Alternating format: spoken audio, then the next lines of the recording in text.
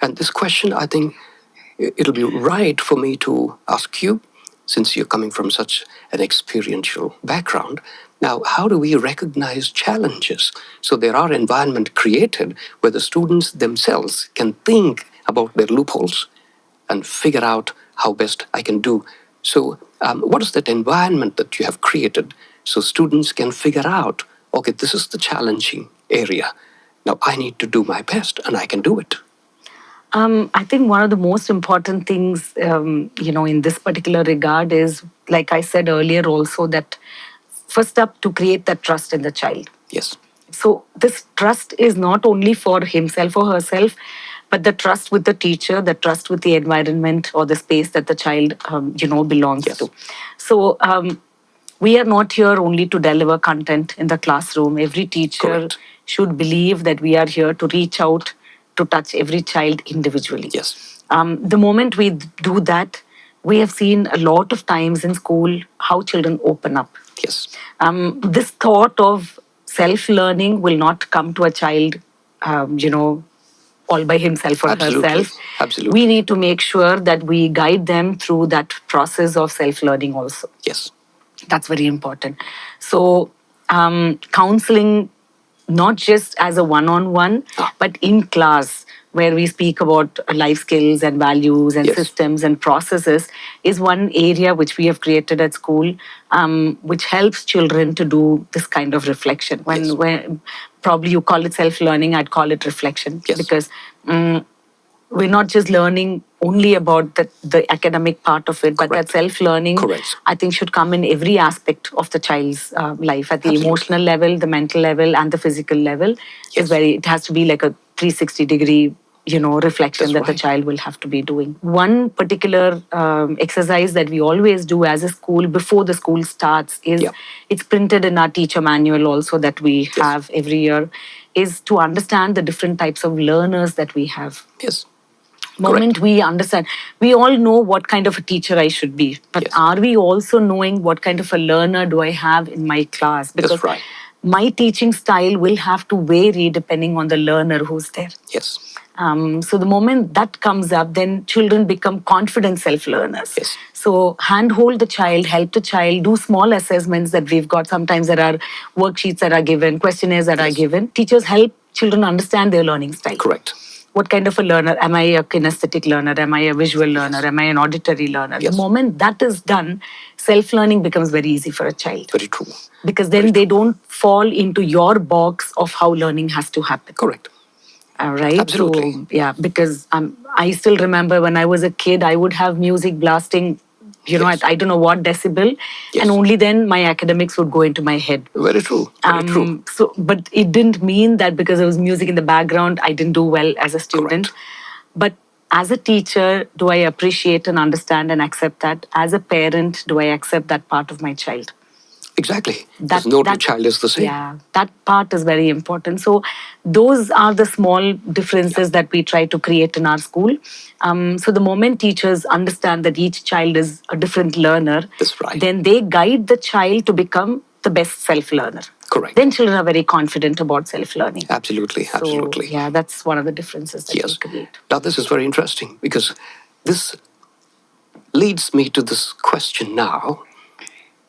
I'd like you to share your views on this. Like children, they don't actually come to schools or colleges to be qualified alone, but to be educated. And that's the reason why we call it educational institution. Yeah. I never heard any phrase called qualificational institution. Right. But, so they are there basically to be educated, and qualification is one of the means. Absolutely. What are your thoughts on this? So our the very tagline of our school is, a school should not be a preparation for life, a school should be life. Yes. That's what we talk about. So we are not here to just, prepare our children for tomorrow, but we are telling them this is what is your tomorrow. Can you visualize yourself there already and understand how things are changing in the world around you? Absolutely. So that's the kind of, space that we want to create for our children. I think that's very, very important that we do that as a school. True. So, yeah. So, Harshida ma'am, my summary of this conversation, interaction, is yours is a holistic approach, obviously, because we are not here, as you pointed out, to leave out anything, but to gather the qualities and imbibe in it to create an environment where learning takes place, teaching takes place, and so there is a harmonious interaction. Now, what advice you would like to give parents who are watching? Because parents have their own challenges and they come from various cultural and work ethical background and timings. So what is that one thing that you would like to tell them in a modern context? Might be a difficult, probably question, because I always keep telling myself the most difficult pressure to handle is parental peer pressure. Absolutely. Everybody talks about student peer pressure. Absolutely. Today's world, I'm seeing what's happening is parental peer pressure. Yeah. Two reasons why that stems. One is I have not received so much when I was a child, so I want to give my child this and more, and a never-ending more. True. And I think a lot of times that's where we kind of dip down a little, probably. Not fail as a parent. There's nothing called a good parent and a bad parent. Yeah. There's only, every parenting experience is very situational. Yes. And so it's very important that we don't have a particular parenting style and say that that's the way to take it forward. But we make sure that we respond and not react to situations that we and our children are in together. Yes. And then take our parenting from there forward. So it's good to give our children what we have probably not received or lacked in. But make sure that you tell your child that in so many words. You tell them that I choose to give you so much. I'd like to give you so much. So can we work on this together? Yes.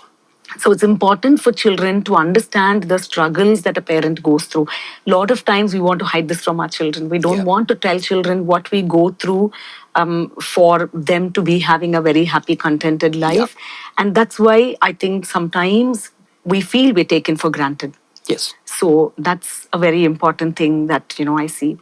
The second thing is when I talk about parental peer pressure, someone has given this for their child, someone's child is doing very well. Oh, if I don't give this for my child, then my child is not going to do very well. Yes. And when that loop goes into our head, I feel a lot of times things could go in a different direction than what we expect.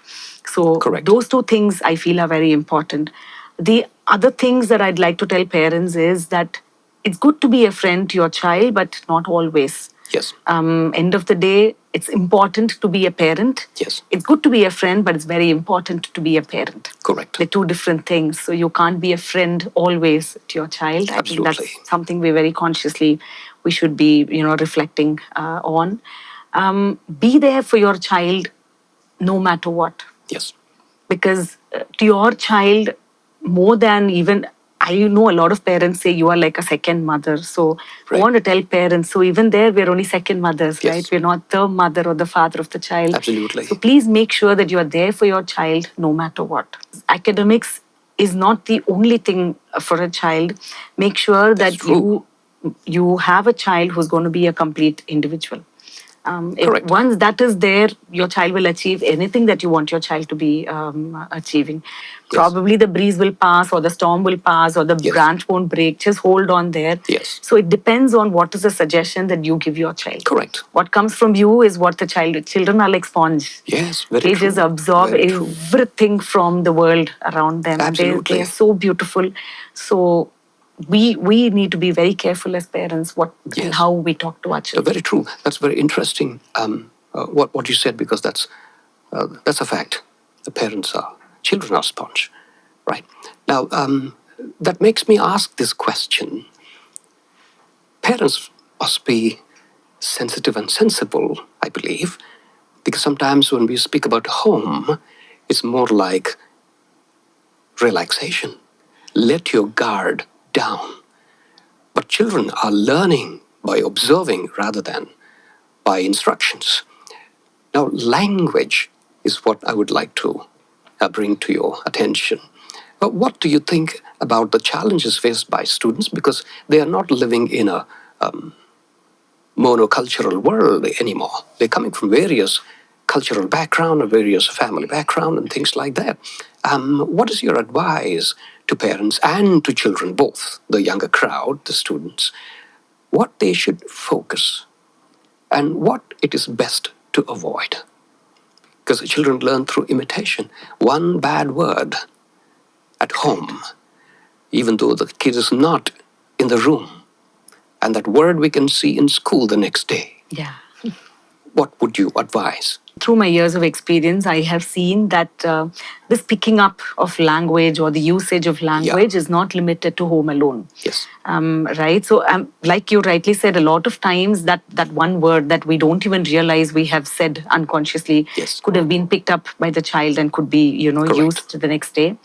However, that also, as a parent, makes you ask that question. In that case, am I only supposed to be a perfect parent at home? Can I not let my guard down? Can I not say what I have to say when I have to talk? That's right. So the whole point is that when you have your child around, it's very important that we do what is conscious parenting. Yes. That as long as you are conscious that you have another individual who's looking up to you for everything, for every word that drops off you, can we be conscious? Or let's say, for example, there was a word that you said which you weren't supposed to say. Can you immediately reflect on it? Sit with the child and explain it to the child to say, hey, I said something I was not supposed to say and that was not right, correct? So I'm sure you're not going to be doing something like that because you're a very different individual than I am. Yes. I probably, even as an adult, I feel ashamed or I'm sorry that I said something, but you're not going to learn from me. You don't have to learn everything from mom or everything from dad. But a lot of times, all we say is, I'm warning you, even if you heard me, you better not talk this in school tomorrow. And for children, the moment that no factor comes in any kind of advice, they want to use it the next day. That's right. Because they're saying, something they're saying is taboo. Now I need to go and figure out what this taboo is tomorrow. So let me go and talk. And I'd probably have another 4 or 5 friends join me to say, even someone said that at home. Why don't we give ourselves that time and space? Because we feel we'll make ourselves small in front of our child.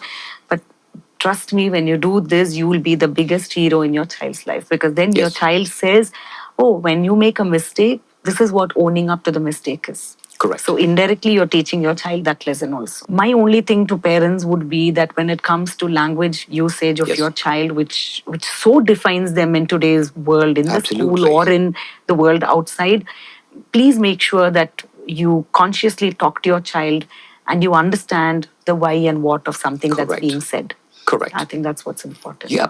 The best way to summarize this interaction is, being qualified. The major chunk is in the schools based on the syllabus and, teaching methodologies and classroom methodologies. But as far as education is concerned, parents on one side and the school on the other side are two sides of the same coin. Yeah. Unless and until there is a wonderful harmony between them, it would be futile for the child to grow. And thank you very much for expressing through your wonderful experience with such clarity. And we are indeed privileged to have you here. And I enjoyed the interaction. And I'm sure you yourself also have enjoyed this interaction. And thank you very much for joining us. And thank you, ma'am, for taking time to be here. Evening with you. Thank you so much for having me over. And I really hope that we all together create a society that's going to be so much more beautiful for our children to be growing and living in. So every one of us plays a role there. That's what we need to remember. Absolutely. Touch wood for that. Yes. Yeah, right. Thank you for joining us. It was yet another interesting and amazing flow of thoughts over here. And until we meet again, take care and bye-bye for now.